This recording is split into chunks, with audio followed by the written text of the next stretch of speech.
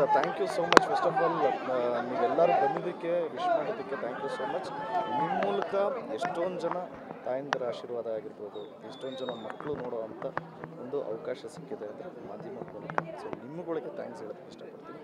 And ಹೌದು, ನಿನ್ನೆ night ಮಳೆ ಇದ್ರೂ ಸಾಕಷ್ಟು ಜನ ಬಂದು ಬೇರೆ ಬೇರೆ ಊರಿಂದ ಬಂದು ಆಶೀರ್ವಾದ ಮಾಡಿದ್ರು. So I think very very best. Books ಬಗ್ಗೆ ಅಂದರೆ ಒಂದು ಇನಿಷಿಯೇಟಿವ್ ತೊಗೊಂಡಿದ್ದು ನಮ್ಮ ಟೀಮ್.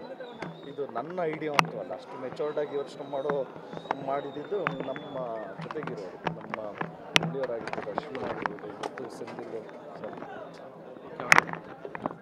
ಗಿರಿಯವರು. ಸೊ ಈ ಥರ ಇವ್ರುಗಳು ಇನಿಷಿಯೇಟಿವ್ ತೊಗೊಂಡು ಈ ಥರ ಐಡಿಯಾ ಕೊಟ್ಟು ಎಕ್ಸಿಕ್ಯೂಟ್ ಮಾಡೋಣ ಅನ್ನಿಸ್ತು. ಯಾಕೆಂದರೆ ಒಂದು ಮೀನಿಂಗ್ಫುಲ್ ಬರ್ತಡೇ ಆಗುತ್ತೆ ಅಂತ ಅನ್ನಿಸ್ತು. ಆ್ಯಂಡ್ ಆಲ್ಸೋ ಒಂದು 2 ಲಕ್ಷ ಬುಕ್ ಕಲೆಕ್ಟ್ ಆಗಿದೆ.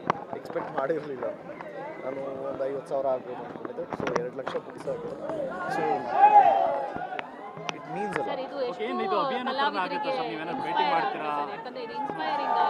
ಸರ್ಕಾರಿ ಶಾಲೆಗಳಿಗೆ ಭೇಟಿ ಮಾಡೋದಾಗಲಿ, ಅಲ್ಲಿ ಮಕ್ಕಳ ಜೊತೆ ಮಾತಾಡೋದಾಗಲಿ, ಆ ಥರದ್ದೇನು ಪ್ಲಾನ್ಸ್ ಇದೆ? ಅಭಿಯಾನ ಥರನೇ ಹೋಗ್ತಾ ಇದೆ ಅಂತ ಇದು?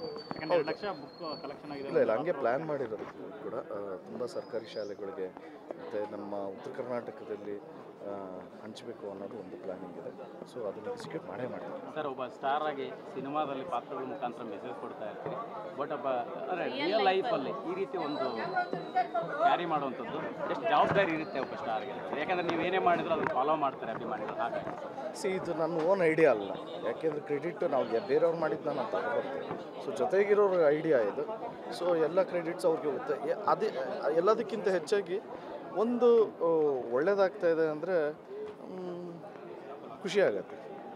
ಎಸ್, ಪ್ರತಿ ಬಾರಿ ಬರ್ಡೇ ಬಂದಾಗ ನಿಮಗೆ ನಿಮ್ಮ ಲೈಫಲ್ಲಿ ಏನು ನೆನಪಾಗುತ್ತೆ? ಯಾಕಂತಂದರೆ ಒಬ್ಬ ಸ್ಟಾರ್ ಅನ್ನುವಂಥದ್ದು ನಿಭಾಯಿಸೋದು ಬೇರೆ ಆಗಿದೆ. ನನಗೆ ಪ್ರತಿ ವರ್ಷವೂ ಇನ್ಕಂಪ್ಲೀಟೇ ಅನಿಸುತ್ತೆ. ಯಾಕೆಂದರೆ ನಂಗೆ ನಮ್ಮ ಅಣ್ಣ ಮಿಸ್ ಆಗ್ತಾನೆ. ಸೊ ಅದೊಂದೇ ನನಗೆ ಭಾರ ಅನಿಸೋದು, ಮತ್ತು ಅದೊಂದೇ ನನಗೆ ತುಂಬ ಕಾಡೋದು. ಯಾಕೆಂದರೆ ಸ್ಟೇಜ್ ಮೇಲೆ ನಿಂತ್ಕೊಂಡಾಗ ನನ್ನ ಪಕ್ಕ ಯಾವಾಗಲೂ ನಮ್ಮ ಅಣ್ಣ ಇರ್ತಿದ್ರು. ಸೊ ಅದೊಂದು ಮಿಸ್ಸಿಂಗ್ ಅಂತ. ನಮಗೂ ಕೂಡ ಈ ರೋಡಲ್ಲಿ ಬರುವಾಗ ಮನೆ ನೋಡಿದಾಗ ಸಹಜವಾಗಿ ಕೆಲವರು ನೆನಪು ಬೇರೆ ರೀತಿಯಲ್ಲೇ ಕಾಡುತ್ತೆ. ನಿಮಗೆ ಒಂದು ಸಿನಿಮಾ ಬಂದಾಗ ಅವ್ರು ಸಜೆಸ್ಟ್ ಮಾಡ್ತಿದ್ದಂಥ ರೀತಿ ಆಗಿರ್ಬೋದು, ನಿಮ್ಮನ್ನು ಅವ್ರು ಸಪೋರ್ಟ್ ಮಾಡ್ತಿದ್ದಂಥ ರೀತಿ ಹೆಂಗೆ? ಸುಮ್ಮನೆ ಇದು ನಮ್ಮ ತಂದೆ ತಾಯಿ ಎಲ್ಲ ನೋಡ್ತಾ ಇರ್ತಾರೆ ಈ ಪ್ರೋಗ್ರಾಮ್ನ. ತಿರ್ಗಾ ನಾನು ಇನ್ನೇನು ಹೇಳೋದು, ತಿರ್ಗಾ ಅವ್ರಿಗೆಲ್ಲ ಬೇಜಾರು.